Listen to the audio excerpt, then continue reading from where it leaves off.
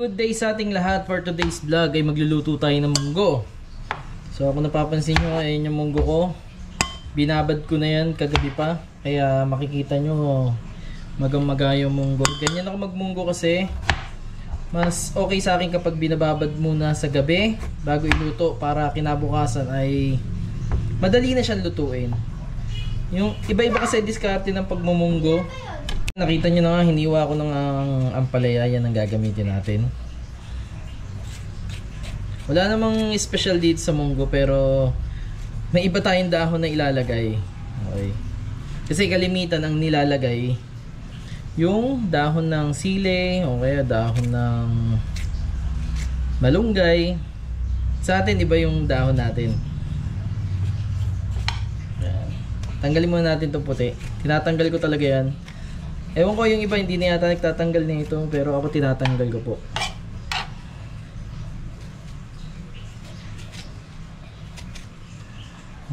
Ganyan lang kasimple magtanggal yan.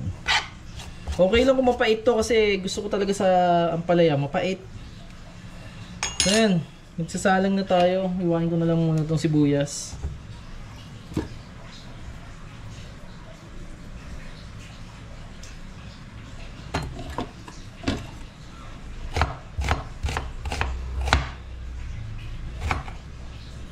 Tanggalin natin itim. Okay. Salang na tayo. Hindi na ako naglalagay ng bawang. Ready na. So ayan, kung napapansin nyo, madalas tayong gumamit ng pressure cooker sa pagluluto. Kasi gusto kong maging practical.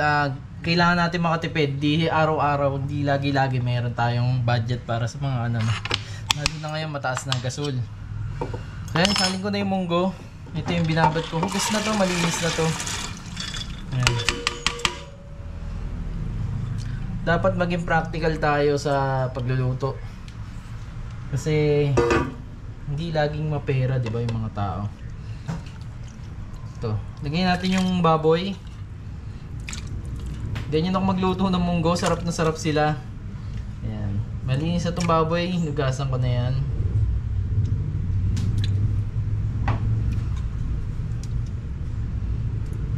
Okay.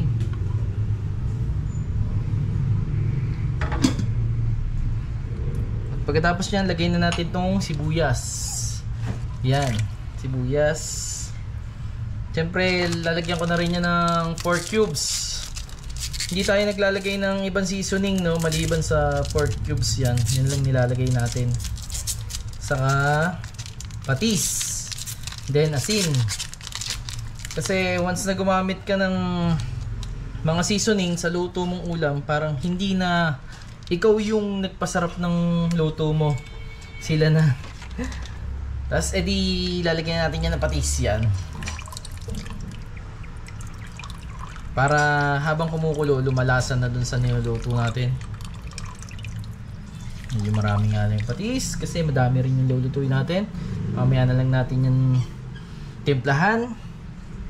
Importante ay mapakuluan na. Okay, tingnan natin yung kumulo.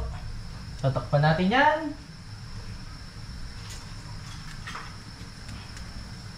Dahil mapapadali tayo kapag pressure cooker ang ginamit natin.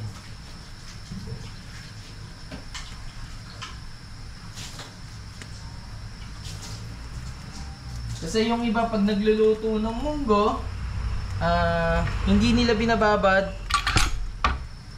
Kaso napakatagal na process nun. Ito siguro mga 25 minutes okay na. Okay, pala natin yan. Habang nagpapakulo tayo ng munggo ay hiwain natin to.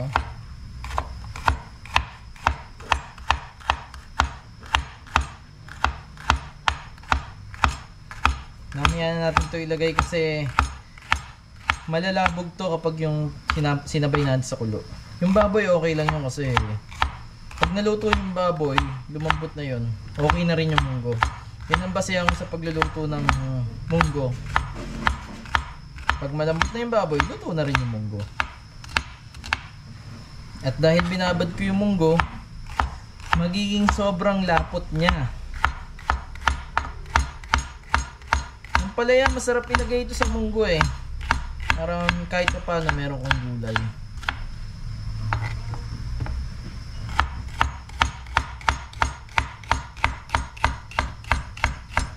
Simple lang yung munggo natin ah. Okay. So pagkatapos nyan, kuha naman tayo ng dahon ng lagikway. Alala nyo dati, may tinanim tayong lagikway.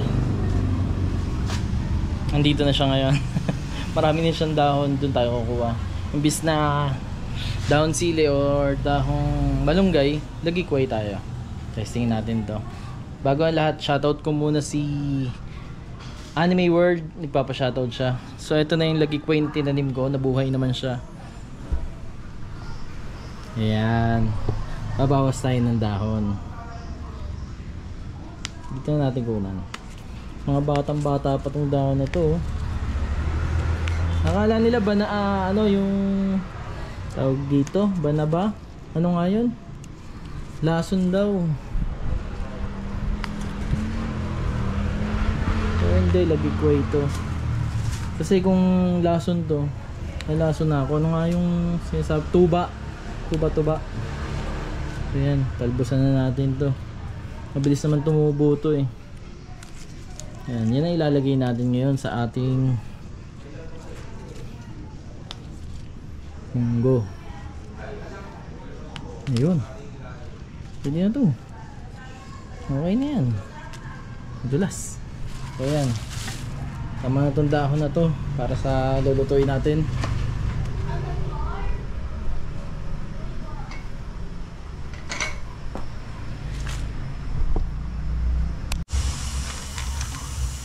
Oh, andyan ka pa. Mukhang balak mong tapusin yung video ko ah. So yan, bago ang lahat, magpapasalamat muna ako sa'yo, syempre. At kung gusto mo akong matulungan, pindutin mo na yung subscribe button nasa ibaba. Pindot na. Maraming salamat sa mga bago nagsasubscribe, saka sa mga nagsasubscribe sa akin. Maraming salamat sa inyo. Malaking tulong po ang pag-subscribe nyo. Libre lang naman yan. Libre lang. Ngayon, kung nag-YouTube din kayo, pwede kayo mag-message sa comment box, sa comment section. Ilagay nyo, okay lang kayo.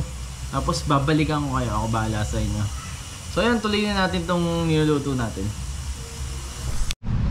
At yun na nga, after 20 minutes ng pakulo natin, 20 minutes ng inano ko, gawa ng pakukulo pa naman yung ampalaya. Bubuksan na natin yan. So ayan, makikita nyo, yan na yung ano nya. Creamy na yan. Ayan. Yun oh. Pakukuloan pa natin yan. Okay. Saan natin yung kalan? Mas lagay na natin tong mga hiniwa nating ampalaya. Ayan yung hiniwa nating ampalaya.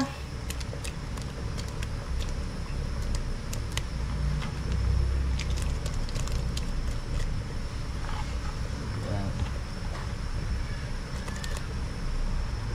Tapos saluin natin.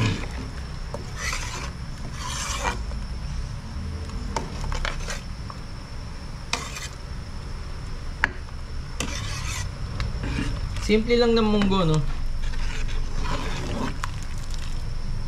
Pero didepende yan sa lasa. Alam nyo, hindi ako masyadong nabili ng munggo sa mga karinderya kasi yung lasa ng munggo parang tinubigan lang. Halos walang lasa. Kaya hindi talaga ako nagbibili sa karinderya. Pipiliin ko na lang magluto ako ng munggo kaysa bumili sa ibang sa karinderya. Pero hindi naman lahat ng karinderya. Hindi naman lahat ng karinderya ganun, no? Hindi lahat. Yung iba kasi pag pang-business, talagang yung isip nila pang-business lang talaga. Hindi na nila iniisip kung masarap yung munggo nila. Ang gusto ko talaga sa munggo, malasa. Malasa yung munggo. Lagyan natin ang patis. Naglagay na ako ng patis. Siyempre dahil hindi kakayanin ng patis yung ganyang karami, lagyan natin ng asin pa. Oh, wala akong nilagay na seasoning dyan. Tapos yung ginagamit ng mga lola, ang Ajinomoto. Ajinomoto! Ajinomoto! Sarap. Malasahan na natin to.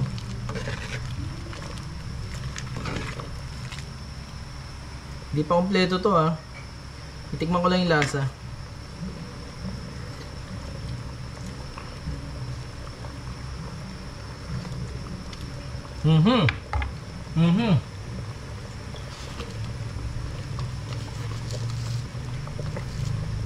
Gusto ko malaman kung sino yung mga nakakapanood ng video ko. Pakisabi naman kung mga tagasan kayo. Para malaman ko kung saan nakakarating yung video ko. Baka mamaya hindi na nakakarating sa ibang lugar eh. Lagay natin yung lagikway. Yan, buo ko nilagay yung lagikway. Konti lang to. Don't you worry. Alam nyo bang maraming benepisyo tong lagikway? Sabi ng nang nagbigay sa asawa ko nito ay ito daw ay nakakapagpababa ng sugar level. High blood, nakakapagpababa ng high blood, ng sugar level, ng diabetes, yan nakakaano siya, nakakatulong siya para mapababa ang ng diabetes. Ay, ganyan lang naman yan. Yun, hantayin na lang natin maluto yung ampalaya at lagikway. Siyempre, kung makikita nyo, yung munggo medyo unti-unti yan lalapot kung makikita nyo.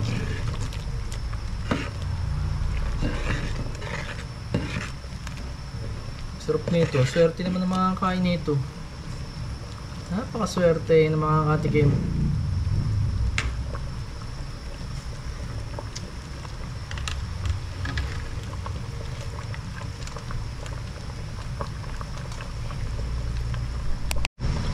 Kung makikita nyo, pinakukuluan natin, no?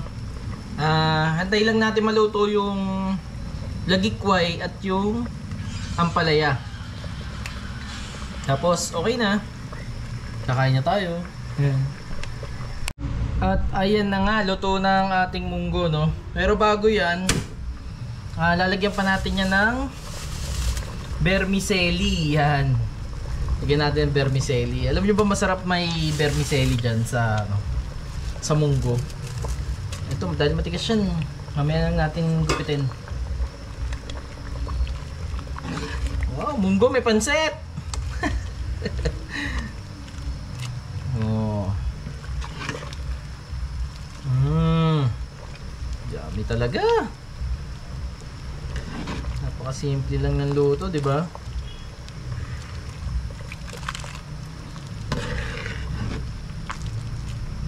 Oh, ito pa. May ilalagay pa tayo dyan. Hindi dyan natatapos yan dahil meron pa tayo ilalagay na chicharon. Ayun. Ayan na nga ang masarap dyan, yung chicharon. Talagang lasang-lasa mo yung pork nya, yung pagka-pork. Tapos dinurog pa natin yung chicharon, no? Grabe. Napakasarap. Dalawang chicharon sana yung lalagay ko, kaso hindi kasya sa budget ko. Ayun, oh. Ituloy lang natin yung vermicelli. Oops, tikman natin. Yan, depende na sa inyo kung anong lasa gusto nyo, no? Kasi sa totoo lang, ang munggo hindi naman talaga masama sa tuhod dyan. Nagiging masama lang yan sa mga seasoning na nilalagay natin. Yung sobrang lasa, sobrang alat, dun lang nagiging masama ang munggo. Dahil ang uric acid natin, pag nasobrang ka sa alat, sa seasoning, talagang nasasakit yung tuhod mo. Huwag yung sisihin yung munggo, hindi totoo yun. Kahit yung mga laman loob, sumusobra lang talaga tayo sa alat kapag nagluluto, kaya sumasakit ang tuhod. Pero ako hindi nasakit tuhod ko. Amen. Sarap po. Yun. Friday na Friday. Mas masarap to kung hahaluan mo pa ng lechong kawali. Sarap. Lechong kawali plus munggo. Perfect. Sarap. At yan, okay na nga ang ating munggo. So, lagyan na tayo sa lalagyan.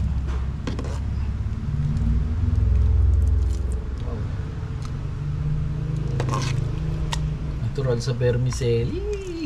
Ang dami.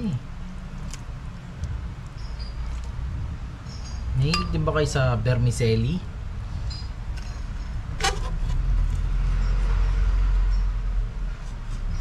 Yan. Titikman ko lang.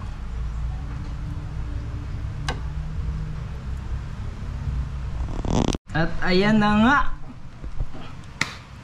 Happy Friday eating! Ito na yung munggo niluto natin. Lord, basbasan nyo po. Siyempre, nilagyan ko ng sitcharon yung akin. Binudburan ko ng sitcharon. Yan. Unang subo, subscribers lahat. Sa subscriber lahat. Iba naman yan, bongol. Oh, yung kanin ko konti lang kasi. Hindi ako nagda-diet. Baka hindi na kasi ako makita sa video sa susunod. Baka sobrang lapad ko na, no.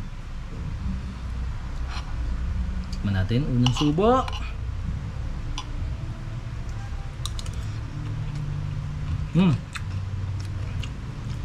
Sarap. Hindi ako nagsisinungaling. Sarap talaga. Luto ko eh. Pag natikman mo to, ako, sigurado ka. May mapait siya kasi yung lasa ng ampalaya. Nalalasahan ko, tapos ba't walang lagikway? Hindi ko na-tsempohan yung lagikway.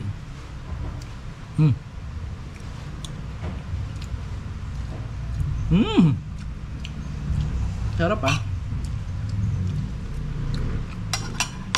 Ngayon